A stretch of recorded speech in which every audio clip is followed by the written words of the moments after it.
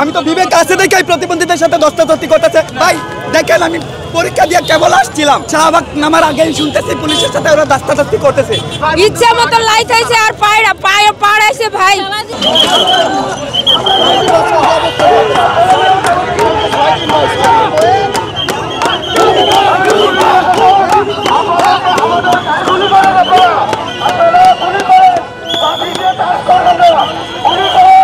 ইচ্ছা মতো লাইট হয়েছে আর পায়ে পাড়াইছে ভাই।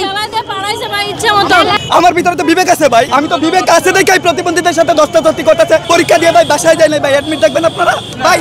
দেখেন আমি পরীক্ষা দিয়ে কেবল আসছিলাম, শাহবাগ নামার আগেই শুনতেছি পুলিশের সাথে ওরা দস্তাদস্তি করতেছে, ওরা প্রতিবন্ধীদের দস্তাচ্ছে ভাই। আমি একজন বিবেক মানুষ, আমার ভিতরে তো বিবেক আছে, আমি প্রতিবন্ধী সমিতির সদস্য, এই কারণে ভাই আমি এখানে আসছি। কেমন ছাতির সন্তান হইলে একজন অসুস্থ প্রতিবন্ধী বোনের উপর পুলিশ ভাই হামলা করে? কেন নারী পুলিশ শাহবাগ ছিল?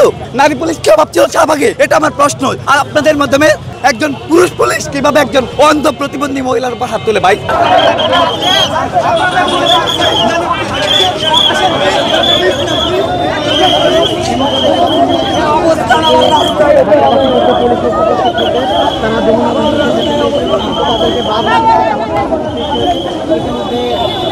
অনেকে অসুস্থ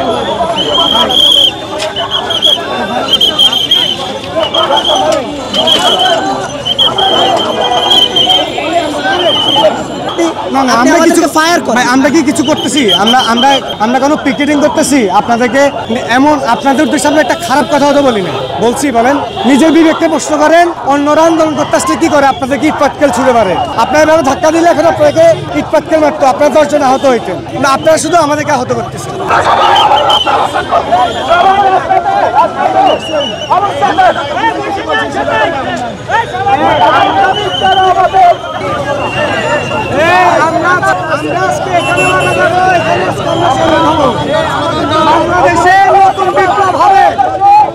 নতুন বিপ্লব হবে, আমরা আজকে এখানে মারা যাবো।